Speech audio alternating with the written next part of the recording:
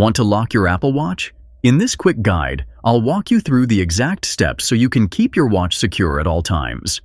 Don't forget to like this video, subscribe to the channel, and share it with someone who might need help with their Apple Watch setup. Now, start by going to the menu on your Apple Watch. From there, tap on Settings. Scroll down a bit until you see the passcode option. Tap on it, and you'll see a setting called Turn Passcode On.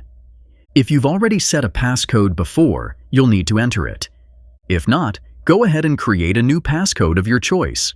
Once you've entered it, confirm the passcode by typing it in again. After that, your passcode will be enabled and you'll see two new options: Turn Passcode Off and Change Passcode.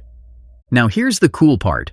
If you keep the passcode turned on, your Apple Watch will automatically lock whenever you stop using it.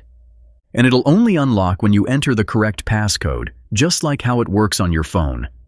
And that's it. Your Apple Watch is now locked and secure. If this helped you out, be sure to like, subscribe, and share. See you in the next one.